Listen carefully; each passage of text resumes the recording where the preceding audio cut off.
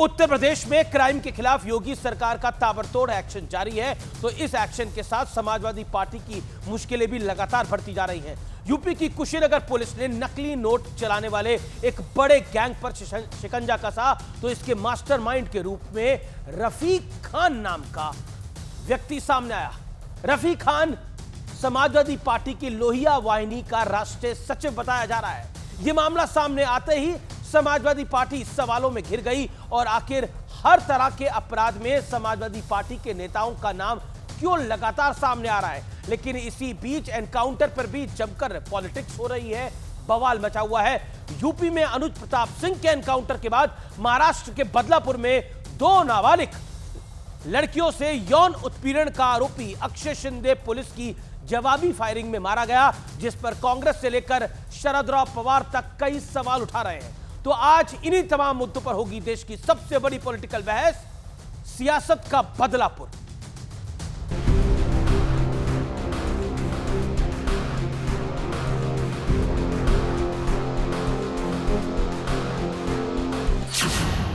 Rape के आरोपी,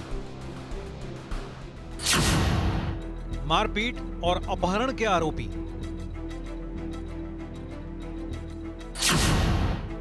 और अब नकली नोट का इंटरनेशनल जाल।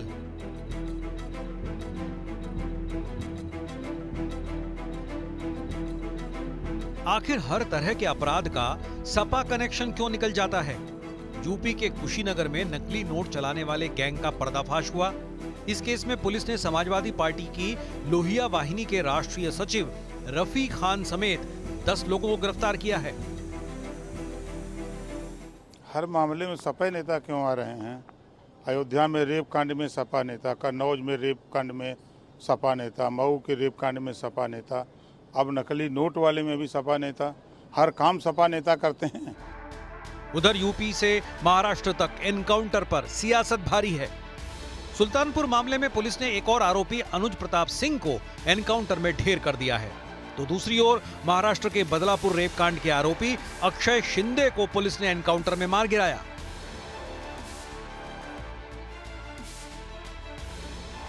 एनकाउंटर आतंकवादियों को होता है, एनकाउंटर अंडरवर्ल्ड के गुनहगारों को होता है। जो संदेह और बढ़ता जा रहा है कि शायद पुलिस किसी ऊंचे पद पर बैठे व्यक्ति को बचाने की कोशिश कर रही है। ये तो पूरा कोल्ड ब्लडेड मर्डर है। ये बात की शंका आ रही है कि भारतीय जनता पार्टी की स्कूल होने के कारण और ये बात आगे बढ़ना नहीं चाहिए, उसके लिए इसको हमेशा के लिए अक्षय शिंदे को हटा दो करके ये एनकाउंटर हुआ क्या? यही अपोजिशन है जो बार बार बोलता था फांसी दे दीजिए। अब वही अपोजिशन जब पुलिस के ऊपर गोली चलाई जाती है तो पुलिस अपना रक्षण करेगी या नहीं करेगी? तो मुझे लगता है कि इसके ऊपर इस प्रकार से विवाद करना बहुत गलत बात है। इस सब के बीच यूपी की योगी सरकार ने एक फरमान जारी किया है, जिसके मुताबिक उत्तर प्रदेश में अब खाने पीने की हर दुकान पर मालिक का नाम लिखना होगा।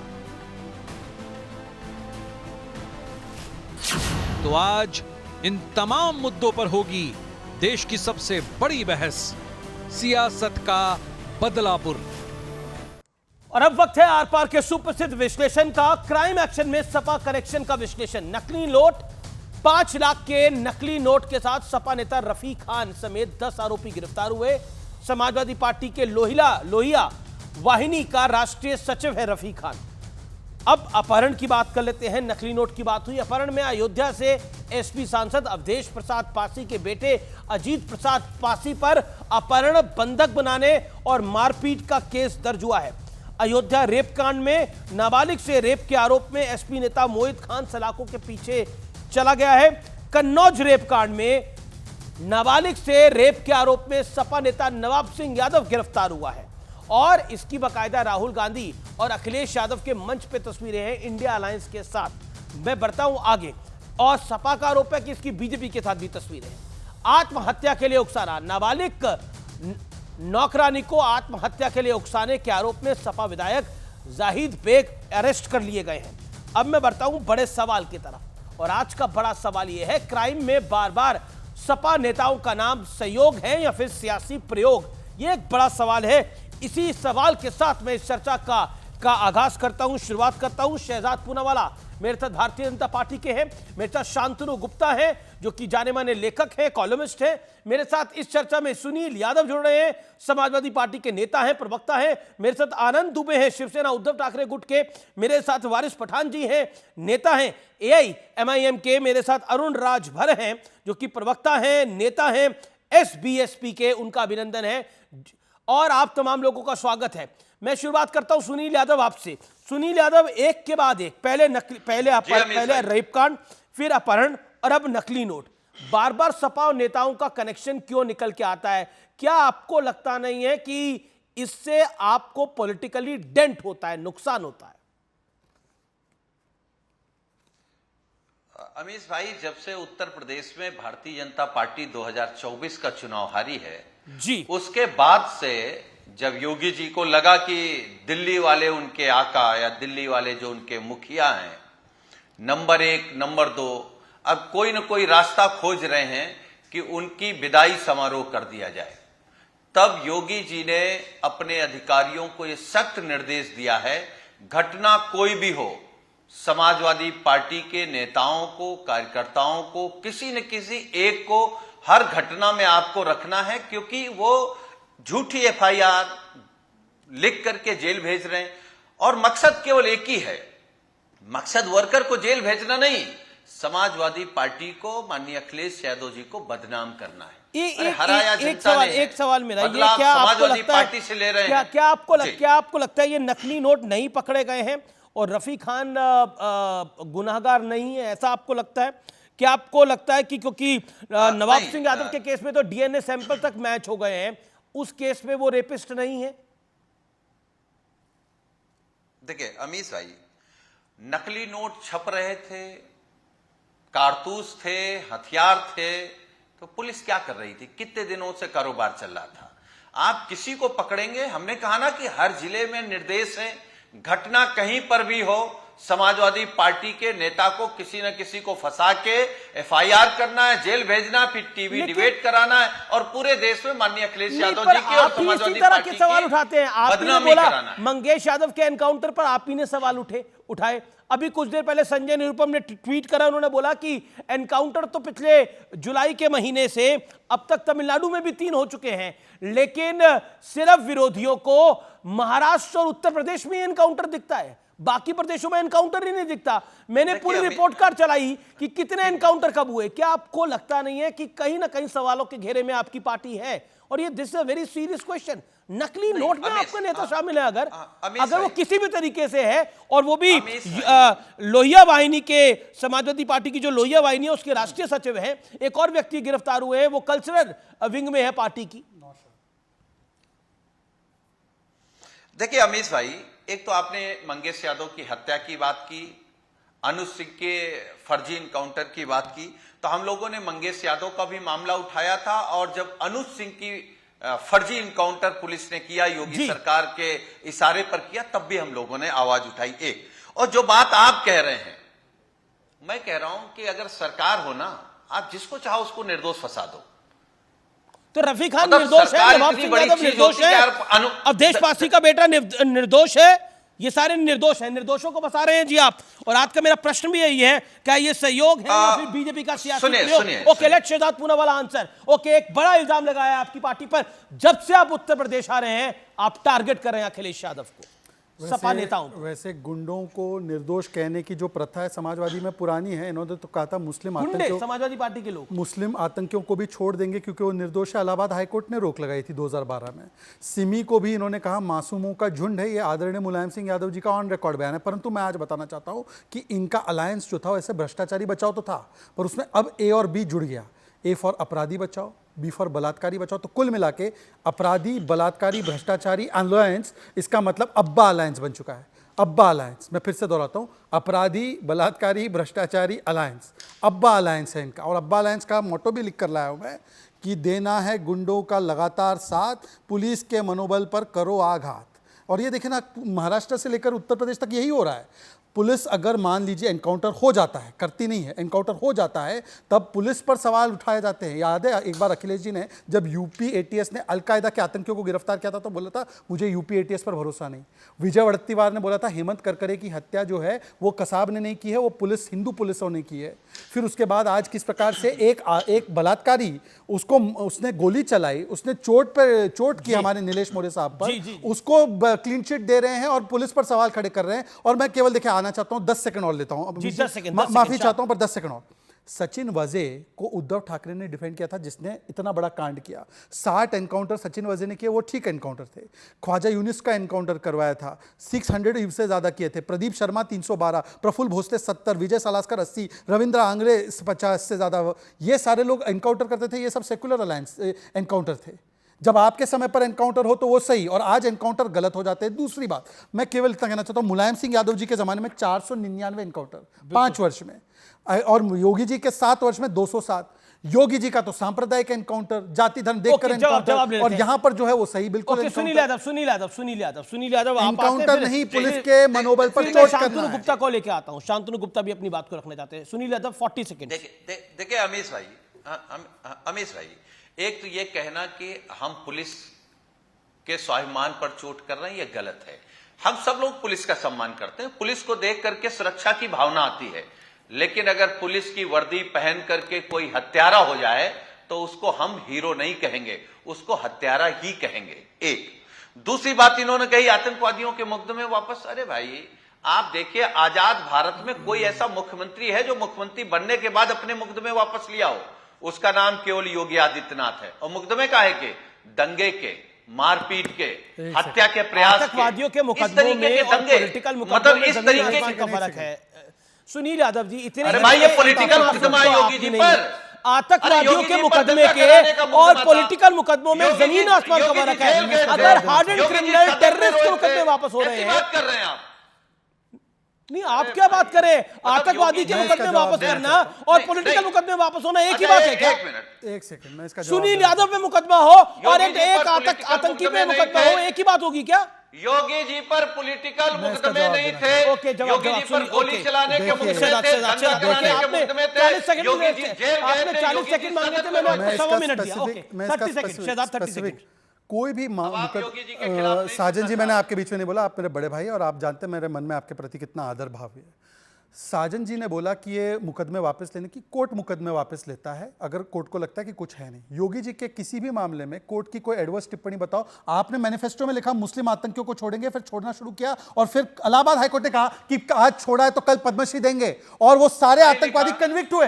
आप पूछ लीजिए, संकट मोचन ब्लास्ट में कन्विक्ट हुए, वाराणसी ब्लास्ट में कन्विक्ट हुए, रामपुर ब्लास्ट में कन्विक्ट हुए, शांतनु गुप्ता बैठे हैं यहां पर, वो आतंकी कन्विक्ट हुए। इलाहाबाद हाईकोर्ट की एडवर्स टिप्पणियां थी, और इस मामले में जो आपने फर्जी केस लगाए थे वो कोर्ट ने खत्म किए। पर आपने एक योगी, एक महंत की तुलना आतंकियों से की। यही आपकी मानसिकता को दर्शाता है। आप मठाधीश को माफिया और महंत, गोरखनाथ पीठ के महंत को आतंकवादी से तुलना करते हैं। साजन जी, आप किस स्तर पर आ रहे हैं? बलात्कारी को बचाना है, पुलिस के मनोबल पर चोट करवाना है। नहीं कर रहे हैं, हम मुकदमे गिना रहे थे, हम धाराएं बता रहे थे, हम कर्म बता रहे थे। उससे क्यों परेशान हो गए आप? आपके एक सेकंड, कर्म बता रहे थे ना, तो मैं भी अपने आप। अच्छा सुनिए सर, आपने कर्म बताया तो मैं अपने आप गए थे क्या? साजन जी, क्योंकि आपने कर्म की बात की, आप रोए थे क्या? साजन जी आपने कर्म की बात की। ये रफीक खान नौशाद जी हैं, कल्चरल विंग के और लोहिया वाहिनी के, पिस्तौल, स्मगलिंग, लैंड ग्रैबिंग, वीरेंद्र बहादुर पाल, बलात्कार, ब्लैकमेल, नवाब सिंह यादव, डीएनए टेस्ट हो गया इसका, कन्नौज में रेप, मोहित खान अयोध्या में 12 साल की बच्ची के साथ रेप, राशिद खान पेरेंट्स को थ्रेटन करना कि रेप के केस वापस ले लो, जावेद अहमद रेप, अवधेश प्रसाद का बेटा अजीत प्रसाद किडनैपिंग। ये आपके कर्मकांड है? ये आपके कर्मकांड नहीं, पर आपके सांसद का बेटा वो तस्वीरों में दिखाई दे रहा है, वो किडनैपिंग करने के लिए जा रहा है। बताइए, अयोध्या के सांसद का बेटा किडनैपिंग करने के लिए जा रहा है, ये तस्वीरों में दिखाई दे रहा है। इसके विजुअल दिखाइए, विजुअल दिखाइए, आप विजुअल दिखाइए, जो कि तस्वीरें आई हैं जिसमें अवधेश पासी का बेटा दिखाई दे रहा है। अब बताइए इस पे क्या बोलेंगे? ये सब आप क्योंकि कर्मों की बात कर रहे हैं, कर्मों का लेखा जोखा सब यही होता है जी। हम बता रहे हैं। हाँ, आप बताइएगा, लेकिन शांतनु गुप्ता भी कुछ बताना चाहते हैं। कर्मों का लेखा जोखा यही होता है। जब अयोध्या हार गए और मिल्कीपुर हारने की तैयारी है, तो उनकी विदाई ना हो जाए वीडियो योगी कैसे बना आदित्यनाथ लेगी? की, इसलिए जो सीसीटीवी संभावित फुटेज प्रत्याशी कैसे आ जाएगी हैं- उसकी? अच्छा अरे एक बात भाई, बताइए, इतने भोले तो आप भी नहीं है, देखिए, सीसीटीवी अमीश फुटेज भाई कैसे आ जाएगी? मैं एक बात सच्चाई से बोल दूं, हाँ बोल दीजिए, अमीश भाई मैं एक बात सच्चाई से बोल दूं, बोल दीजिए। अभी तक क्या बोल रहे हमारी सरकार हो तो हम फर्जी मुकदमे में आपको आपके स्टूडियो से उठवा लेंगे। हैं? अरे ये होती क्या बोले सरकार। जा रहे भाई? वाह, एक सेकंड, भरोसा कल हो तो एक जब सेकंड, सरकार आए, मैं इस पे तो आप अमीश उसको जी बताइएगा। आना चाहता हूं। एक ओके, वाक्य, शांतनु, एक वाक्य, एक वाक्य। शांतनु नहीं नहीं, गुप्ता भी एक कुछ सेकंड, कहना 10 सेकंड। कल शांतनु ने गलत बोल गया। कल शांतनु ने एक ऑडियो सुनाया जिसमें कि आदरणीय अखिलेश जी बोल रहे थे कि मैं औरंगजेब की तरह गर्दन पर तलवार रख देता, यही ठीक होता। आज साजन जी उनकी देखा देखी एक देश के सबसे वरिष्ठतम पत्रकार को सरेआम धमकी दे रहे उनके चैनल पर। मतलब कि प्रदीप सिंह की उस भाई, बात मैं को तो धमकी पुष्टि नहीं करने का दे काम, रहा। अरे अमीश भाई शांतनु का की इस बड़ा बात को सम्मान पुष्टि करते करने का हैं। काम लाइव आज हो चुका है। हम केवल और आपको सरेआम धमकी। समझा रहे हैं कि सरकार क्या कर सकती है। हम केवल अभी एक शांतनु गुप्ता कुछ कहना चाहते हैं, लेट मी गेट शांतनु बड़े गुप्ता। भाई हैं, हम बड़ा सम्मान करते हैं। ओके ओके, नहीं मतलब ऐसा सम्मान कर रहे हैं कि फर्जी मुकदमे में मुझे उठवा रहे हैं, ऐसा सम्मान तो नहीं करिए गुरुदेव। ओके मैं ये ओके, शांतनु सरकार की गुप्ता, ताकत बता रहा हूं आपको। ओके, मैं ऐसा सम्मान विश्वास तो नहीं नहीं कर पा रहा करिए। ओके, शांतनु मैं गुप्ता, विश्वास नहीं कर पा रहा हूँ अमीश भाई जी। अमीश भाई मैं विश्वास नहीं कर पा रहा हूँ कि मैंने ठीक सुना नहीं सुना कि एक पार्टी का प्रवक्ता आके कहता है कि मेरी सरकार बनी तो मैं आपको फर्जी मामले में उठवा लूंगा। ये देखिए, अब बिल्कुल संस्कृति बता दी। अभी शहजाद बता रहे थे कि समाजवादी पार्टी ने कैसे छोड़ने का प्रयास करा टेररिस्टों को। मैं एग्जैक्ट बता दूं जिससे कुछ इधर उधर न रह जाए। डिवीजन बेंच थी इलाहाबाद हाई कोर्ट की, मैं अपनी किताब से कोट करके बता रहा हूं, जस्टिस आर.के. अग्रवाल और आर.एस. मौर्य की। उन्होंने क्या कहा, आप टिप्पणी सुन के आप दंग रह जाएंगे। Who will decide who is terrorist not? कौन डिसाइड करेगा टेररिस्ट कौन है नहीं है? ये मैटर कोर्ट को डिसाइड करने दो। आप टेररिज्म को बढ़ावा देना चाहते हैं क्या? आज तो आप उनके केस हटा रहे हैं, कल आप उनको पद्म भूषण देंगे क्या? ये जस्टिस आर.एस. अग्रवाल और आर.एस. मौर्य की टिप्पणी थी अखिलेश सरकार को। और उसके बाद इन्हीं टेररिस्टों को बाद में सजा हुई उनकी, इनको टेररिस्टों को एक जेल से जब कोर्ट में ले जा रहे थे तो विक्रम सिंह जो आपकी डिबेट में भी आते हैं, ब्रजलाल जी जो इस समय राज्यसभा के सांसद हैं, एक टेररिस्ट लू से मर गया, उन पे केस लगा दिए सब पुलिस वालों पे कि टेररिस्ट लू से कैसे मर सकता है, टेररिस्ट कैसे मर सकता है, उसे तो हमें पालना है, अगर वो मर गया तो मेरा वोट बैंक क्या होगा। इस तरह से सरकारें चलती थी। देखिए, उत्तर प्रदेश में मुलायम सिंह यादव ने और बिहार में लालू प्रसाद यादव में गुंडाडम को इंस्टीट्यूशनलाइज किया है पॉलिटिक्स में। इनके लिए मुख्तार अंसारी, आजम खान, अतीक अहमद, इनके लिए वोट बैंक का भी काम करते थे कि वो वोट लेके आएंगे। वो भूमाफिया थे तो आधा चंदा भी धर देंगे, वो बूथ कैप्चरिंग भी करेंगे ईवीएम के पुराने जमाने में, और ऑपोजिशन को डराएंगे भी। आपको मायावती का गेस्ट हाउस कैंड याद नहीं है? मुलायम सिंह खुद तो ना मारने गए थे, उनको अपने गुर्गे भेजे थे, तो उनको चाहिए थे उनके लिए, कभी बूथ कैप्चर के लिए, कभी अपोजिशन को डराने के लिए, कभी पैसा वसूली के लिए, तो उन्होंने इंस्टीट्यूशनलाइज कराया। तो इसमें कोई सरप्राइज होने की बात नहीं है कि साजन जी टीवी पे कह रहे हैं मैं आपको उठवा लूंगा, मैं आपको फर्जी केस में उठवा लूंगा, या अखिलेश कह रहे हैं कि मैं तो तलवार से कटवा देता उसको। वो आम है उनके लिए, वो उनकी फिलॉसफी है। वो फिलॉसफी की लड़के हैं, गलती हो जाती है। वो आज पलट चुकी है कि माफिया को मिट्टी में मिला दूंगा। अब वो दिक्कत है कि अब ये जेल कैसे चल जाने लगे, अब ये कोर्ट कैसे चलने लगी है। अब आपको पता है यूपी में कन्विक्शन रेट, शहजाद आप सुन के दंग रह जाएंगे, यूपी में कन्विक्शन रेट 70 या 75% के बीच है। केवल मामले लिखे नहीं जाते हैं, वो फाइनली कन्विक्ट होते हैं। 23,000 लोग अरेस्ट हुए हैं पिछले 7 साल में, और उसमें से 207 एनकाउंटर भी हुए हैं। लेकिन एनकाउंटर मेन स्ट्रीम नहीं है, केवल 1% सिर्फ के एनकाउंटर है। मेन स्ट्रीम क्या है कि उनको भाई पकड़ो और उनको जेल में जाओ, कोर्ट में लेके जाओ और कमेंट करना चाहते हैं। वारिस पठान के पास भी मैं आऊंगा। ओके, देखिए अमीश भाई आप अभी जब सुन रहे थे तो इन्होंने कहा कि मुलायम सिंह यादव जी और लालू प्रसाद यादव जी ने क्या किया उत्तर प्रदेश में। इन दोनों बड़े नेताओं ने यह किया कि पिछड़े और दलितों को बैठना, चलना, अपना अधिकार पाना, लड़ना और सामंती सोच से निजात दिलाई है। जो एक जात विशेष के लोग चाहते थे कि हम ही सब कुछ हैं, आज उनको सबको बराबर कर दिया है। तो सामाजिक न्याय की बात हो गई। देखिए, बीच में मत बोलिए, हम तो नहीं बोल रहे थे आपके बीच में, फिर मैं अगर कुछ बोलूंगा तो कहोगे कि ये देखो इनका ये चरित्र है। हम दरअसल क्या समझा भी लेते हैं, बातों से भी, दूसरी तरीके से भी। जिससे समझना चाहोगे उससे समझा देंगे, उससे कोई बुराई नहीं है। और इसी तरीके से लड़े हैं उत्तर प्रदेश और बिहार में। साजन जी मैं कभी इसी तरीके से लड़े हैं। साजन जी मैं कभी आपके बीच में नहीं बोलता, पर साजन जी आप मेरे बड़े भाई हैं, इसलिए लिहाज से बोल रहा हूं कि आपने अमीश जैसे बड़े वरिष्ठ एंकर को अभी बोला उठवा लेंगे स्टूडियो से, अब आप शांतनु जी से कह रहे दूसरे तरीके से। मुझे लगता है किसी भी राष्ट्रीय पार्टी के राष्ट्रीय प्रवक्ता को ये शोभा नहीं देता। और मैं अपनी तरफ से गृह मंत्रालय और यूपी सरकार से मांग करता हूं कि दोनों ही अमीश जी और शांतनु जी की सुरक्षा को लेकर जो चिंता आप यहां पे पे प्रकट हुई है उसके सुरक्षा बढ़ाई प्रति जाए। एक चिंता वो करे, Z+ दे दी क्योंकि जाए। ये नहीं Z+ देना है नहीं देना है, पर हम आपके भी गुंडों को चाहते हैं जरूर दोनों पकड़ना लोगों को है, Z+ आपके मिल जाए। गुंडों को जरूर पकड़ना है, ओके, ओके। आपके गुंडों को नहीं, रफीक को जरूर सुनील पकड़ना यादव, है। हम दो तरीकों से समझा लेते हैं, बोलकर भी और दूसरे तरीके से उठवा भी। लेंगे। इसका तात्पर्य क्या है? इसका आपने शांतनु गुप्ता को ये क्यों बोला? देखिए क्या है ना, देखिए अमीश भाई, देखिए क्या ना, आप लोग सब लोगों ने मिलकर ये तय कर लिया है कि हमारी हर बात को आपको गलत ही साबित। हमने कहा कि नेताजी हो या लालू प्रसाद यादव जी हो, उन लोगों ने जो सामाजिक न्याय की लड़ाई जिस तरीके से चाहा वो लड़ा, लेकिन पिछड़े दलितों को हक अधिकार दिलाने के लिए उनकी सामाजिक बराबरी, आर्थिक बराबरी, राजनीतिक बराबरी, शैक्षिक बराबरी, यहां तक धार्मिक बराबरी के लिए अधिकार लड़े। खा के लालू प्रसाद तो यादव अगर आपके। हमको लड़ना पड़ा तो लड़ेंगे ना, लड़ रहे हैं, बीजेपी सरकार से लड़ रहे हैं, उनके तंत्र से लड़ रहे हैं, उनकी साजिश से लड़ रहे हैं, उसी पर तो बहस कर रहे हैं। मतलब रफीक खान के सारे सामाजिक न्याय लड़ रहे हैं, अजीत प्रसाद किडनैपिंग करा के सामाजिक न्याय कर रहे हैं, या मोहित खान बलात्कार करके पीड़ित ठीक है, समाज की ओके, बेटी अरुण का, राजा। मोहित खान बलात्कार करता है 12 साल की पीड़ित समाज की देखिए, बच्ची का, देखिए, वो मैं- सामाजिक मैं न्याय दो है। सेकंड मोहित में बोलता खान हूं, भाई। निषाद समाज की बच्ची का बलात्कार करता है और साजन जी उसे सामाजिक न्याय बताते हैं। मतलब कि मुसलमानों को पिछड़ी जाति की, जो हमारी पिछड़ी वर्ग की बच्चियां हैं, उसका बलात्कार करना चाहिए सामाजिक न्याय के लिए। यह घोर आपत्तिजनक टिप्पणी है और 370 वापस लागू करके जम्मू कश्मीर के वाल्मीकि समाज से सामाजिक जो उनको रक्षा मिली है छीनने का काम एनसी बोलती है, और उस पर समाजवादी पार्टी कुछ नहीं बोलती। रिजर्वेशन प्रमोशन रोकने वाली समाजवादी पार्टी आज छाती कुर्ता फाड़ रही है और बोल रही है सामाजिक न्याय लड़ रहे हैं। एक सेकंड, सुनील यादव भी अपनी बात को रख ले, सुनील यादव अपनी बात को रख ले, निषाद समाज की बच्ची, अरुण समाज राजभर भी कहना चाहते हैं। एक सेकंड, देखिए अरे मेरे सुन बाकी भी लीजिए, मेहमान है। सुन लीजिए। ओके, देखिए अमीश भाई, 30 सेकंड। अमीश भाई, एक बात तो मैं बिल्कुल स्पष्ट कर दूं कि हम लोग कभी भी बलात्कारियों के पक्ष में नहीं है। हम चाहते हैं जिस भी बेटी के साथ, महिला के साथ लड़के कोई भी में घटना गलती हो, हो जाती है, सरकार क्या वो सख्त फांसी कार्रवाई देते करे, क्या? सरकार पैरवी करे, न्यायालय से उसको सजा दिलाए। दूसरी बात सुन लीजिए, अरे भाई पूरी बात सुन लीजिए, बीच में क्यों बोल देते हैं, क्यों पेट में दर्द होने लगता है? सामाजिक न्याय की लड़ाई चल रही, वो चलेगी। जो सामंती सोच रहे थे वो चीजें खत्म हो जाएंगी। और जो बात कह रहे हैं कि हम केवल एक सवाल कह रहे हैं शहजाद भाई से, बाद में आप जवाब दे देना।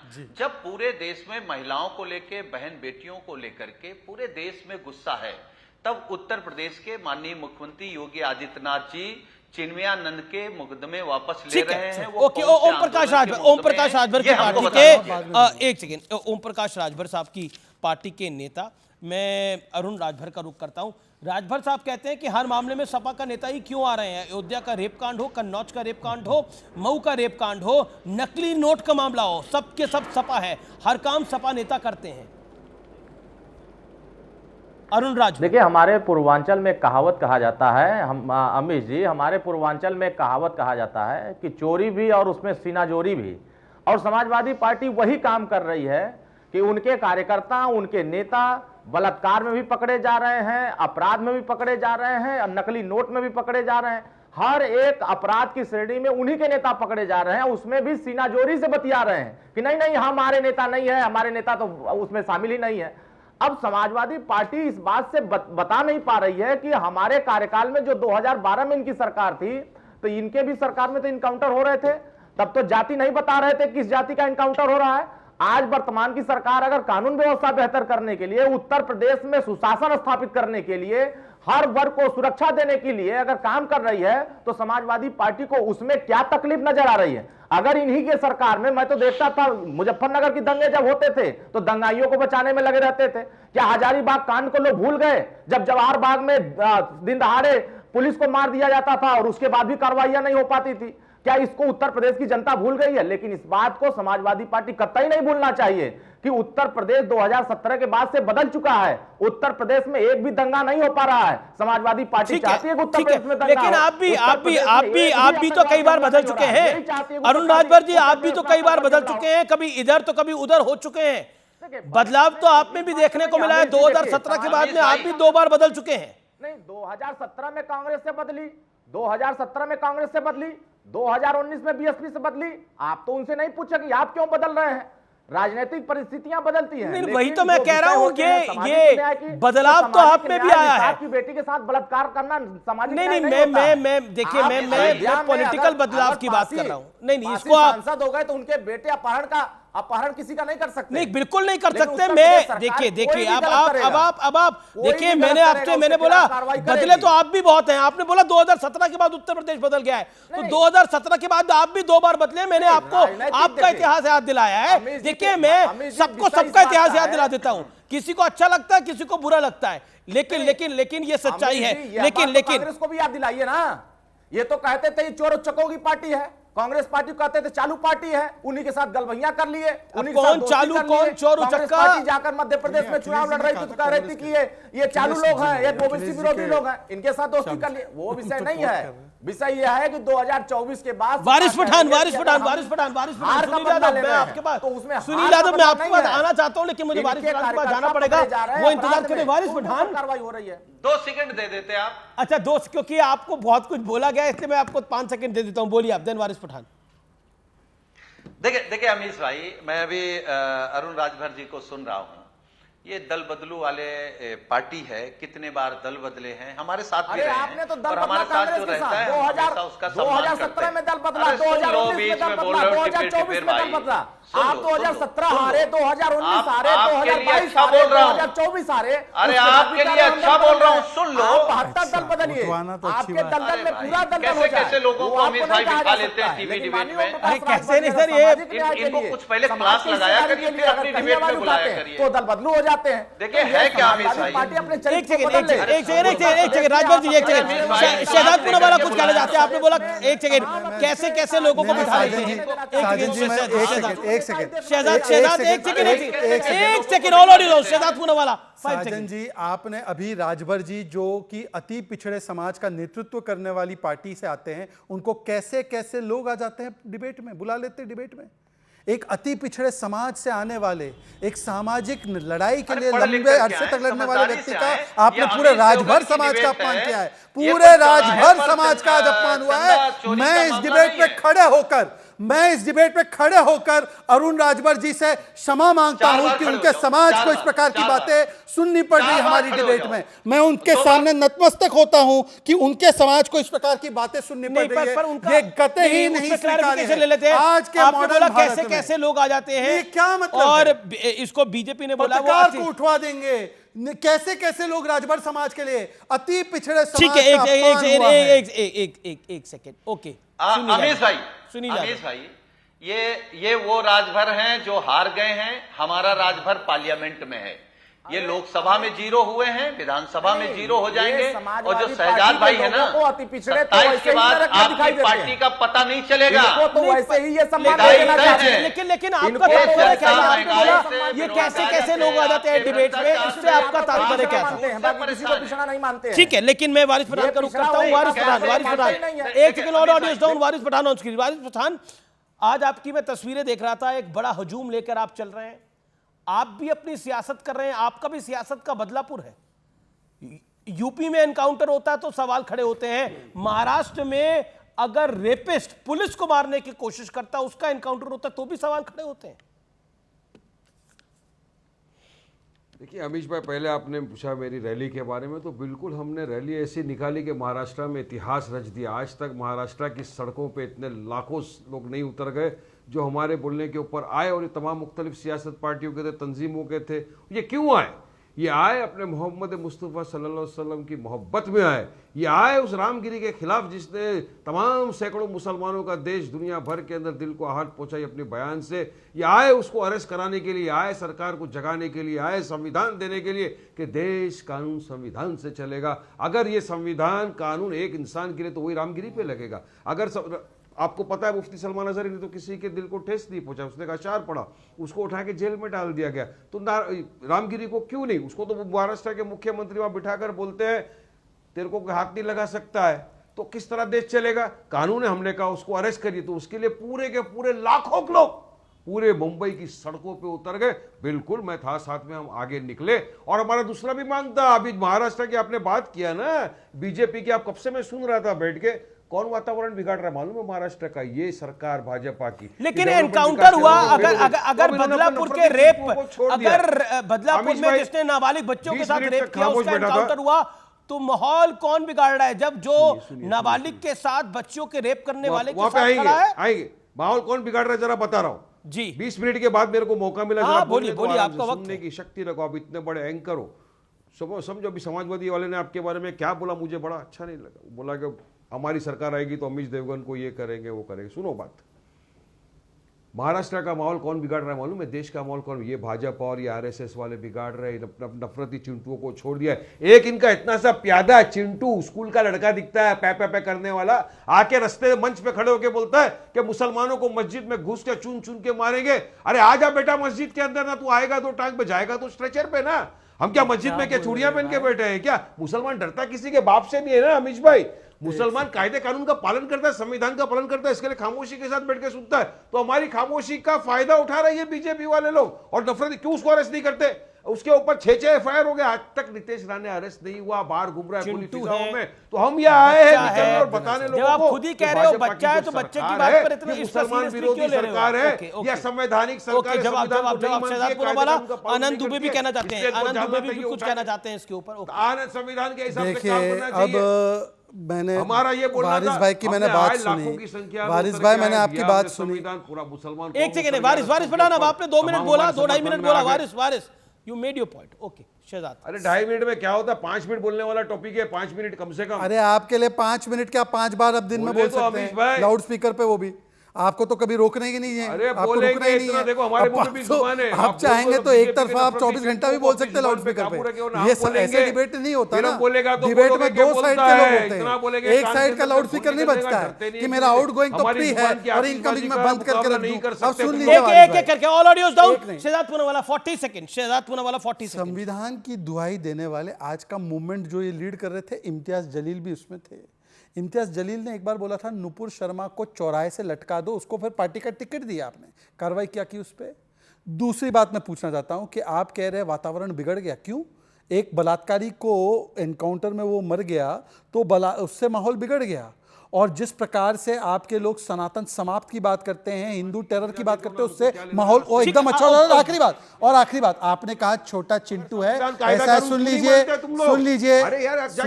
भाई, वारिस भाई सुन लीजिए, इंस्टेंट जस्टिस चला दो, कोर्ट कचहरी कायदा कानून लॉयर वकील सबको घर भेज दो। वारिस भाई सुन लीजिए, ढाल गोली, वारिस भाई सुन लीजिए, ऐसा अरे संविधान से चलेगा, ये ठोक डालूंगा वाली पॉलिसी और एनकाउंटर पॉलिसी नहीं चलती देश में शहजाद भाई। वारिस भाई संविधान से चलेगा देश। आप वारिस भाई एक बात देखिए, मैं बिल्कुल आपको मौका, मैं आपको आगे मौका दूंगा। एक सेकंड, उन्होंने क्योंकि चिंटू की बात की तो वारिस भाई ऐसा है, समझ लो न्यूक्लियर पावर बहुत कम ही लगता है, एक्सप्लोजन उसका बहुत ज्यादा खतरनाक होता है। न्यूक्लियर पावर ग्राम से भी कम होता है, पर वो फटता है ना तो अच्छों का क्या होता है। तो आप न्यूक्लियर पावर को चुनौती मत दो, न्यूक्लियर पावर को चुनौती मत दो। आनंद दुबे, ये आपकी स्ट्रेचर की भी लायक नहीं हो गया। फिक्स मैच हो रहा है, आपकी पार्टी कह रही है ये पूरा फिक्स मैच हो रहा है, लेकिन एनकाउंटर को लेकर आपका अलायंस जो सवाल उठा रहा है, एक बलात्कारी के एनकाउंटर को लेकर, क्या वो जायज है? आनंद दुबे। अमीश भाई नमस्ते। अमीश भाई नमस्ते। देखिए, हम पुलिस का बहुत सम्मान करते हैं। पुलिस जब भी हम संकट में आते हैं हमारी मदद करती है। कोरोना के संकट काल में हमने पुलिस का काम देखा है। बशर्ते पुलिस के ऊपर कौन लोग बैठे वो महत्वपूर्ण होता है कि सरकार के अगुवा कौन है, सरकार के मुखिया कौन है। 14 अगस्त को एक घटना घटती है, परिजन दबाव करते हैं कि एफआईआर करो, दबाव नहीं होती। 20 अगस्त को लोग सड़कों पर आते हैं, रेलवे में आते हैं और ट्रैक जाम करते हैं, फिर एफआईआर होती है। और उसमें भी जो एफआईआर होती है वो सिर्फ इस नराधम पर होती है, इस कुख्यात पर होती है, न कि प्रिंसिपल और न कि और भी ट्रस्टियों पे होती है। बाद में जब दबाव बढ़ता है तो उन पर भी एफआईआर होती है, लेकिन वो गिरफ्तार नहीं होते। दूसरी चीज, जब पता चल गया कि कुख्यात अपराधी है, ये बहुत बड़ा माफिया है, ये नराधम है, तो इसको आप जब कहीं ट्रांसपोर्टेशन में ले जाते हैं तो पूरी सुरक्षा चाक चौबंद होनी चाहिए। इसको कम से कम हाथों में हथकड़ी होनी चाहिए, मुंह पे नकाब होना चाहिए और इसके पूरा चारों तरफ में घेरा होना चाहिए। आपको दुख हो रहा है कि अगर कोई बलात्कारी मारा गया है? आनंद दुबे, मैं बड़ा शार्प क्वेश्चन पूछ रहा हूं आपसे, आपको दुख हो रहा है बलात्कारी मारा गया है? वो पुलिस वाले को एक गोली, क्योंकि पुलिस वाला भी घायल हुआ है, हमें उस घायल से भी शिवसेना का जो हमें कोई दुख नहीं हो रहा है कि बलात्कारी मारा गया है। सिर्फ हमें सिर्फ एक शंका है, हमें एक संशय है कि क्या जो इनकाउंटर हुआ है सच है कि झूठ है। अगर सच है तो हम भी मिठाई बांटेंगे, हम भी ताली बजाएंगे, लेकिन अगर ये झूठ है तो किसे बचाना चाह रही है? आरोपी के एनकाउंटर की जांच सीआईडी कर रही है, ये बड़ी खबर आ रही है। एक सेकंड, शहजाद ये खुद मिठाई बांटने के मूड में है, लेकिन हाँ, एक इन्हें मिनट, शक हो अमीश रहा है। भाई, एक मिनट। लेकिन जब शक हो रहा तो मिठाई कैसे बांटेंगे आप लोग? एक मिनट अमीश भाई, पहले बोलने दीजिए। हाँ, बोलिए, अमीश आनंद। पहले बोलने हाँ, दीजिए। बोलिए। अमीश जी बोलिए। देखिए, जब मैं स्टूडियो में नहीं हूं, लोग उसका कुछ गैर लाभ ले लेते हैं। अब चूंकि हम अपने घरों से डिबेट करते हैं तो हमें दिखाई नहीं देता, हम सिर्फ आपको सुनते हैं और अपनी बात कहते हैं, तो हमें भी थोड़ा मौका जरूर दीजिए। हम विपक्ष में हम ये कह रहे हैं कि जब आप वैन में लेकर जा रहे हैं कुख्यात अपराधी को, चारों तरफ एक चाक चौबंद सुरक्षा होनी चाहिए। वो कौन से ऐसे पुलिस वाले हैं, जब पुलिस वर्दी पहन लेती है तो विशेष हो जाती है, उसकी जिम्मेदारी बढ़ जाती है। ये कैसे लापरवाही हो गई कि एक अपराधी जिसके हाथों में हथकड़ी होनी चाहिए, मुंह पे नकाब होना चाहिए, वो आपकी रिवॉल्वर छीन के गोली चला रहा है, और वो जब गोली चला रहा है तो आप बदले में डायरेक्ट उसके माथे पे गोली चला दे रहे हैं। जबकि हमने तो सुना है कि कमर के नीचे गोली चलाने की प्रथा होती है। तो एक संशय तो है। अगर विपक्ष में बैठने के बाद अगर हम संशय भी उठाएं और कुछ लोगों को ठीक बुरा है, लगे, आपने तो कोई सवाल बात उठा नहीं, लिया, आपने लोकतांत्रिक प्रश्न उठा लिया। सबको अधिकार है। एक शांतनु अच्छे गुप्ता भी इस बुरे पर का- बोलना चाहते हैं। महाराष्ट्र का है, मुझे बोलने दीजिए। Okay okay. अभी आनंद जी ने अपनी लंबी बात रखी, मैंने आपको ऐसे इंटरप्ट नहीं किया। अब मेरी 30 सेकंड बात सुन लीजिए। आनंद जी, आपको संशय हो रहा है, इसमें मुझे कोई डाउट नहीं है। आप लोगों ने तो बाटला हाउस पे भी संशय किया था, मोहनचंद शर्मा जी की शहादत को नकारा था। आप लोगों ने इशरत जहां के मामले में भी जितेंद्र आवाड ने संशय किया था, भारत की बेटी बताया था। अब मैं सिर्फ इतना पूछना चाहता हूं, पुलिस वैन से लाइव टेलीकास्ट आपके घर में आ रहा था क्या कि किसने कितनी हटकड़ी पहनी है, नहीं पहनी है? फर्जी होगा या सही होगा, ये तो जुडिशियल मैजिस्ट्रेट। एक सेकंड, अब बीच में आप कौन बोल रहा है? बीच में कौन बोल रहा है? नहीं, अमीश, ये तरीका ठीक नहीं, अमीश, ये तरीका ठीक नहीं। मैं स्टूडियो में रहते हुए नहीं कर रहा हूं गलत इस्तेमाल, नहीं, this is not right, this is not right. मैं यील्ड नहीं कर रहा हूं, मैं यील्ड नहीं करूंगा। अमीश जी, मेरा समय यील्ड नहीं करूंगा, मैं यील्ड नहीं करूंगा। अमीश जी, मेरा समय बर्बाद मत कीजिए। ठीक है, एक मैं आपको मौका दूंगा, ये 30 सेकंड बोल रहे, फिर आप 30 सेकंड बोलिएगा। मैं तो कह रहा हूं कि जुडिशियल मैजिस्ट्रेट की इंक्वायरी होने दीजिए, पर तब तक दो वर्जन है। एक है अक्षय शिंदे का वर्जन, एक है नीलेश मोरे, हमारे सिपाही, महाराष्ट्र के सिपाही का वर्जन।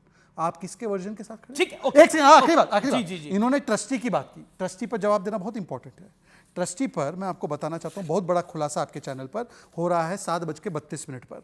ट्रस्टी को हमने तो एब्सकॉन्डर डिक्लेयर किया कोर्ट में भी। ट्रस्टी के पक्ष में सुप्रिया सुले के संगठन Maharashtra state education institution board के एग्जीक्यूटिव चेयरमैन विजय नवल पाटिल ने बोला, इनके ऊपर केस नहीं होना चाहिए, एक्शन क्यों हो रहा है इनके ऊपर, ये कैसे जिम्मेदार है? अब बताइए मेरे भाई कि सुप्रिया सुले पर क्या स्टैंड है? बताइए सुप्रिया सुले पर क्या स्टैंड है? बताइए क्या स्टैंड है? आनंद दुबे 30 सेकंड। अभी शहजाद भाई ने कहा कि दुबे जी, आपके आंखों के सामने सीसीटीवी लगा था क्या कि वैन में क्या हो रहा था? एग्जैक्टली नहीं लगा था, इसीलिए सवाल पूछ रहा हूं। अगर देख लिया होता तो मैं पागल हूं, सवाल पूछता, दूध का दूध पानी का पानी दिखता। लेकिन ये जो आपके चैनल पे ये जो भारतीय जनता पार्टी के और AIMIM के प्रवक्ता बैठ के जहर घोलने का काम कर रहे हैं ना, ये दोनों एक दूसरे की A और B टीम है। एक दूसरे के खिलाफ पहले बयानबाजी करो, फिर एक दूसरे के खिलाफ मोर्चेबंदी करो, फिर एक दूसरे के खिलाफ नफरत फैलाओ, उसके बाद एक दूसरे के खिलाफ जहर घोलो। ये कौन सी राजनीति है? ये हमारे देश की राजनीति नहीं है, ये गंदी राजनीति टीम है। और अब क्योंकि कई इलाकों के अंदर, क्योंकि एक अर्थमेटिक आया है लोकसभा चुनाव का, मुसलमान वोट बड़ी तादाद में अब शिवसेना उद्धव गुट को भी पड़ रहा है, तो उनकी चिंता वाजिब है। हाँ, सुनिए ना अमीश भाई, सुनिए, अभी चुनाव आया महाराष्ट्र के अंदर, 48 सीटें थी 48, जिसमें महाविकास आघाड़ी ने शिवसेना, कांग्रेस, एनसीपी, शरद पवार की सब साथ में आए। एक भी मुसलमानों को उन्होंने टिकट नहीं दिया, फिर भी मुसलमानों ने MP के चुनाव में भर भर के इनको वोट दिए। इन्होंने सबके वोट लिए मुसलमानों के भी, लेकिन आज जब मुसलमानों की बात आ रही है, हुजूर की शान में गुस्ताखी पे आ रही है, इनके मुंह में दही जम गया है, बोलते हैं कि नहीं। अब जब वक्फ अमेंडमेंट बिल पार्लियामेंट में इंट्रोड्यूस हुआ अमीश भाई, मुसलमानों के अधिकार की थी। बीजेपी की मंशा सबको मालूम है, मुसलमानों की चीजों को छीनना चाहते। इनके पास तो 9 MP थे। मैं पूछना चाहता हूं, दुबे जी 9 के 9 MP क्यों चले गए थे? वहां पे मुसलमानों के 90% वोट लिए, भर भर के आपको वोट लिया, आपको जिताया, मगर 9 के 9 बोर्ड पर जेपीसी बैठ गई है। आनंद दुबे कुछ कहना चाह रहे हैं? आनंद दुबे, जब मुसलमानों की हक की बात आएगी तो बी टीम, मैं ये कह रहा हूं अमीश भाई, वक्फ बोर्ड पे जब एक जेपीसी संगठित बैठ गई है, वो इसको सामूहिक रूप से देख रही है, क्या सही है क्या गलत है, उसकी जांच हो रही है, उस पर बहस हो रही है, चर्चा हो रही है, तब आप इतने क्यों परेशान है भाई? और आप हैं कौन? आप मुसलमान भाई बहनों का ठेका लेने वाले कौन है भाई? आप कौन है? मुसलमान भाई बहन इस देश के जिम्मेदार नागरिक है, संवैधानिक रूप से उनको वोटर का अधिकार मिला है, जिसे पसंद आएगा उसे मतदान करेंगे। आपके पेट में दर्द होने का क्या कारण है? तो जैसे आप तो हिंदू दही हमें जम मतदान जाता है, करते हैं खामोश हो वैसे जाते हो, मुसलमान नहीं भी तो हमें यही तो मतदान मेरा करते रोना हैं। है। सभी जाति यही तो धर्म मेरा में बोलना लोगों है का कि मतदान क्यों मिलता ऐसा है, करते तब हो आप आदमी लोग? चुनाव जीतता है क्यों ना। धोखेबाजी किसी करते हो एक जाति मुसलमानों धर्म के से नहीं साथ? जीत सकता। उद्धव ठाकरे ने कहा था कि हमको फकर है, हमने बाबरी मस्जिद को गिरा दिया, फिर भी मुसलमानों ने कहा जाने दो, हमको मोदी को हराना। तो बाबर कोई आज मुसलमान क्या थोड़ी परिस्थिति था, में बाबर एक आ गया? आतताई था, 18 MLC एक में आक्रांति मुसलमान था, नहीं, बाबर 48 में एक मुसलमान प्रकार का नहीं। कुकर्मी था, उसने हमारे मंदिरों को तोड़ा, उसने हमारे लोगों पे अत्याचार किया। आप बाबर को अरे बाबर की मुसलमानों बात से तो मत उद्धव ठाकरे की जोड़िए, बात ये कर रहा हूं। प्लीज। बाबर एक गंदा आदमी था, बाबर एक विदेशी मैं- था। हमारे देश के हुजूर की मुसलमान बात कर रहा हूं, बाबर में कहां चले गए? मुसलमान सुनिए, सुनिए, अब, सुनिए, एक सुनिए। सेकंड, एक त्रुटि हो रही है। आप मुसलमानों को बाबर से मत जोड़ो। अरे दुबे जी घबराने की बात नहीं है। आप इमोशनल हो गए दुबे जी, वो बाबर की बात नहीं कर रहे बात थे। बोल रहा हूं मैं, बात कर रहा हूं। अरे हुजूर मोहम्मद मुस्तफा सल्लल्लाहु अलैहि वसल्लम की शान में जो गुस्ताखी की रामगिरी ने, उसके खिलाफ लाखों लोग सड़कों पे उतर गए हुजूर की मोहब्बत में। तो उद्धव ठाकरे जिसने वोट लिया है मुसलमानों के भर भर के, कम से कम जुबान से तो बोले कि रामगिरी को अरेस्ट करो। क्यों नहीं बोलते आप लोग? जवाब जिसकी एक टीम हो, ठीक है, वारिस शाह, सरकार डाउन बीजेपी करिए। की है। आप जिसकी एक टीम हो, आप जिसकी ए टीम हो, बी टीम हो, उससे मदद मांगो ना। मदद तो उनकी करते हो चुनाव में, पीछे के रास्ते से वोट काट कर, और जब आपके ऊपर एक अत्याचार होता है तो मदद हमसे मांगते हो। वो कह रहे हैं आप अरे अत्याचार में मदद नहीं मांगते आपने। आनंद दुबे जी ने, आनंद दुबे जी, एक सेकंड मैं इंटरवीन करना चाहता हूं, 10 सेकंड, मात्र 10 सेकंड, मात्र 10 सेकंड, मात्र 10 सेकंड। आनंद दुबे, मात्र 10 सेकंड। एकनाथ शिंदे जी ने तो रामगिर जी महाराज के लिए स्टैंड लिया है। आनंद दुबे जी, चुनौती देता हूं, लीजिए स्टैंड रामगिर महाराज जी। ओके, आनंद दुबे, चैलेंज है रामगिर आपको महाराज के लिए लेना होगा स्टैंड। स्टैंड, लीजिए स्टैंड। बात करो ना शहजाद भाई, आपकी ए टीम और बी टीम से बात करो ना जरा, चूहा मीटिंग करो ना जरा साइड में। ए टीम बी टीम खाली चुनाव में मदद करोगे, जब उसको मदद करने की जरूरत है, जब एमआईएम को मदद चाहिए तो मदद नहीं करते हो। रामगिरी महाराज ने गलत बोला वो बोलिए, या उन्होंने सही बोला वो बोलिए, आपका स्टैंड क्या है इस मैटर के ऊपर? वारिस पठान बोल रहे हैं गलत बोला, और शहजाद पुरावाला का अलायंस बोल रहा है सही बोला। आपका स्टैंड क्या है? टीम और बी टीम एक दूसरे के साथ, ए टीम बी टीम की बात छोड़िए, फायदा लेने के लिए ये तो एक दूसरे के दुर्विरोधी है। करते ना इनको उनका वोट चाहिए, ना उनको इनका वोट चाहिए। धर्म के ऊपर हो रहा है, उस पर आप हमसे जवाब मांग रहे हो। शांतनु गुप्ता, ये आप हालांकि विश्लेषण बहुत अच्छा करते हैं, ये कंफ्यूजन क्यों है? 20 सेकंड में अगर आप समझा पाए तो। धर्मांतरण हो गया उद्धव सेना का सियासी। देखिए, मैं इस बात पे तो बात कहूंगा, लेकिन कल और आज मैं आपकी डिबेट में रहा। कल हम गुंडों की जातियां देख रहे थे, आज सुनील साजन कह रहे हैं मैं एक पत्रकार को उठा लूंगा, मैं आपको दूसरे तरीके से देख लूंगा। दूसरे वो कह रहे हैं कि कोई हिंदू मस्जिद में जाएगा तो स्ट्रेचर से बाहर आएगा। हमने देश के डिस्कोर्स को कहां ले गया? नरेंद्र मोदी विदेश में जाके देश का नाम कर रहे हैं, कोई कह रहा है स्किल सेंसस हो। मुझे तो मतलब इस बात से उचाट आ रही है कि हम बात क्या कर रहे हैं इतनी देर से। मतलब कोई कह रहा है मैं पत्रकार को उठा लूंगा तो मैं दूसरे तरह से दिखा दूंगा। मतलब एक मवालियों की बात। रैली देखो अमित भाई, आप दिखा रहे हो, देखो वारिस पठान, को बोलने का मन नहीं। पूरी पब्लिक जमीन पे। BJP member of parliament CP Joshi का राहुल पर बड़ा हमला है। सीपी जोशी ने एक बड़ा बयान दिया है और कहा है कि राहुल गांधी का पासपोर्ट निरस्त होना चाहिए। उन्होंने बकायदा चिट्ठी लिखी है लोकसभा अध्यक्ष ओम बिरला को। सीपी जोशी ने चिट्ठी लिखी है, राहुल का पासपोर्ट निरस्त करने के लिए चिट्ठी लिख दी है। सुनील यादव मेरे साथ हैं, मेरे साथ आनंद दुबे हैं। आनंद दुबे, सुनील यादव, आपका रिएक्शन? जी जी, देखिए अमित भाई, मैं केवल सुनील यादव पहले। पार्टी के जितने बड़े नेता हैं जो इस तरीके की बात कह रहे हैं, वो देश के नेता प्रतिपक्ष हैं राहुल गांधी जी। और सीपी जोशी जी कह रहे हैं उनका पासपोर्ट रद्द होना चाहिए। मुझे लगता है राजनीतिक लड़ाई लड़िए, वैचारिक लड़ाई लड़िए। अगर बीजेपी कांग्रेस से, इंडिया गठबंधन से नहीं जीत पा रही है तो इस तरीके के बयान ना दे। अपने काम गिनाइए, अपना विजन बताइए, अपना काम बताइए। ओके, जवाब। आज राहुल गांधी जी ने आरक्षण समाप्त करने की बात की थी, बहन मायावती ने भी इसका विरोध किया, पर समाजवादी पार्टी उस बयान के साथ खड़ी है। राहुल गांधी ने कहा सिख फॉर जस्टिस का मैं समर्थन लेता हूं और सिखों के खिलाफ जहर फैलाया था और पन्नू का समर्थन मिला, पर पन्नू के समर्थन को खंडन नहीं किया। आज समाजवादी पार्टी उनके साथ खड़ी है। और आज राहुल गांधी ने नहीं, मैं क्लैरिटी दे रहा हूं, साक्षात्कार में कहा कि राहुल गांधी की पहली लाइन से मैं सहमत नहीं हूं।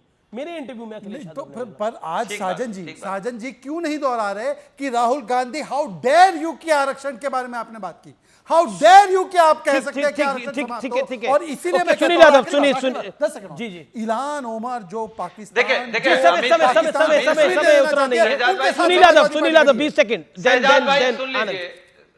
देखिए अमीश भाई, जो शहजाद भाई कह रहे हैं उनको जवाब मैं देता, उससे पहले आपने दे दिया कि आपके ही एक कार्यक्रम में, आपके इंटरव्यू में हमारे नेता माननीय अखिलेश यादव जी ने इस बात को कहा कि राहुल गांधी जी ने जो आरक्षण को लेकर के बात कही, वो पहली लाइन से हम इत्तेफाक नहीं रखते, हम उसका विरोध करते हैं, उसके पक्ष में नहीं है। रिश्ता तोड़ो। 61 में नेहरू अरे जी ने हम आप आरक्षण का जैसे विरोध नहीं किया, हैं। 70 से 80 रिश्ता 80 से जोड़ते हैं 90 तो रिश्ता निभाते इंदिरा हैं। गांधी और राजीव गांधी ने विरोध किया, फिर ठीक उसके बाद है, उन्होंने ठीक है, बोला ओके, कि आनंद दुबे, आनंद दुबे, एनकाउंटर को लेकर आप फंस गए हैं और राम जी महाराज को लेकर भी आप फंस गए हैं, क्योंकि आपका कोई स्टैंड नहीं दिखाई दे रहा, आप कंफ्यूज दिखाई दे रहे हैं। मुझे लोग सोशल मीडिया पे लिख रहे हैं कि क्या स्टैंड है आप लोगों का। हम कोई कंफ्यूज नहीं है, हम कोई फंसे हुए नहीं है। इनकाउंटर पे क्लियर हमने कहा कि हम विपक्ष में बैठे हैं, हम पूरी जांच चाहते हैं। आपको शक है? मैं कह रहा हूं राम जी महाराज पर आपका क्या कहना है? अगर सचमुच इनकाउंटर अच्छा हुआ है, इनकाउंटर सही है, तो हम भी मिठाई बांटेंगे, हम भी ताली अच्छा बुरा नहीं, बजाएंगे, क्योंकि हम भी पुलिस के साथ खड़े वाले लोग हैं। राम जी महाराज पर स्टैंड अरे नहीं सर, आप जितने आसानी से कह रहे साइकिल हैं का ना, भी स्टैंड उतने होता है, आसानी से उद्धव दुनिया सेना का चलती स्टैंड नहीं नहीं है। है। अगर वहां पर शांतनु गुप्ता, लोग मर गए हैं, घायल हुए हैं, शिवसेना तो आप उद्धव इतनी गुट आसानी से इसको समाप्त का नहीं कर सकते। डिलेमा क्या है? Is this a political dilemma? और इससे, इस डिलेमा से क्या उनको फायदा हो रहा है? क्योंकि लाभ तो 2024 के चुनाव में उन्हें मिलता हुआ दिखा है, एक वोट बैंक जो उनका कभी नहीं था, वो वोट बैंक उनकी तरफ आ गया है, तो व्हाई नॉट? देखिए लंबे समय तक उद्धव ये राजनीति नहीं खेल पाएंगे कि उनकी आइडियोलॉजी क्या है। अगर मुझे मुस्लिम परस्त पार्टी को वोट देना है तो मैं एनसीपी को वोट दूंगा, मैं कांग्रेस को वोट दूंगा। तो शिवसेना का जो अपना औचित्य है, जो एक हिंदू पार्टी थी, जो हिंदू हृदय सम्राट उनके पिता माने जाते थे, तो अगर वो डाइल्यूट कर लेंगे आइडेंटिटी, यही कंफ्यूजन है कि मुझे थोड़ा इधर भी दिखना है, थोड़ा उधर भी दिखना है। लेकिन अब बात सत्य और तथ्य की कर लेते हैं। आज बात होगी सेकुलरिज्म की। 2014 के बाद से देश में ये नैरेटिव बड़े जोर शोर से फैलाया गया कि सेकुलरिज्म खतरे में आ गया है, और जब सेकुलरिज्म पर खतरे की बात होती है तो यह मान लिया जाता है कि देश की दूसरी बड़ी आबादी यानी मुसलमानों को परेशान किया जा रहा है, उन्हें प्रताड़ित किया जाना है। अब तमिलनाडु के गवर्नर आर.एन. रवि ने सेकुलरिज्म वाली बहस को एक नया मोड़ दे दिया है। गवर्नर रवि ने कहा है कि भारत को सेकुलरिज्म की कुछ जरूरत ही नहीं है, क्योंकि यह यूरोप का कॉन्सेप्ट है। इस बयान के बाद गवर्नर रवि विपक्षी दलों के निशाने पर आ गए हैं, लेकिन सिर्फ विरोध के लिए विरोध करने वाली सियासत की बजाय आज यह जानना आवश्यक हो जाता है कि यह सेकुलर शब्द आया कहां से। जब हमारा संविधान बन रहा था तब इस कॉन्सेप्ट पर खूब चर्चा हुई। संविधान सभा के सदस्य प्रोफेसर केटी शाह ने 15 नवंबर 1948 को संविधान में सेकुलर, फेडरलिस्ट और सोशलिस्ट शब्द को जोड़ने की मांग करी, लेकिन उनके प्रस्ताव पर सहमति नहीं बनी। आप शायद ये जानकर हैरान हो जाएंगे कि संविधान सभा में सेकुलर शब्द का जिन दो लोगों ने सबसे ज्यादा मुखर होकर विरोध किया, वो थे पंडित जवाहरलाल नेहरू और बाबा साहब भीमराव अंबेडकर। डॉक्टर अंबेडकर का तर्क था कि संविधान में अलग से सेकुलर शब्द जोड़ने की कोई जरूरत नहीं है, क्योंकि संविधान की मूल भावना to the people, for the people, by the people पर आधारित है। यानी जब भारत का संविधान धर्म के आधार पर किसी के साथ भेदभाव नहीं करता, तो सेकुलर शब्द जोड़ने की आवश्यकता क्या है? संविधान में सेकुलरिज्म की भावना को और मजबूत करने के लिए संविधान सभा ने अनुच्छेद 25, 26 और 27 को जोड़ा। यानी संविधान की आत्मा पूरी तरह से सेकुलर रहे, लेकिन सेकुलर जैसे शब्द को संविधान से दूर रखा गया। लेकिन आयरनी यह है कि जो पंडित नेहरू संविधान में सेकुलरिज्म शब्द के खिलाफ थे, उन्हीं की बेटी इंदिरा गांधी ने देश में इमरजेंसी लगाई और देश के पूरे विपक्ष को जेल में डाल दिया। इस दौरान अटल बिहारी वाजपेयी, लाल कृष्ण आडवाणी, मुलायम सिंह यादव, लालू यादव, जॉर्ज फर्नांडिस जैसे बड़े नेता जेल में डाल दिए गए थे, और 1976 में संविधान का 42वां संशोधन कर प्रस्तावना को में सोशलिस्ट और सेकुलर शब्द जोड़ दिया गया था। और आज उन्हीं की पार्टी के नेता राहुल गांधी कहते हैं कि यह देश कैसे रहेगा, इसमें संविधान कैसे रहेगा जब मोदी आ जाएगा। तो सोच के देखिए सेकुलर शब्द का इतिहास क्या है।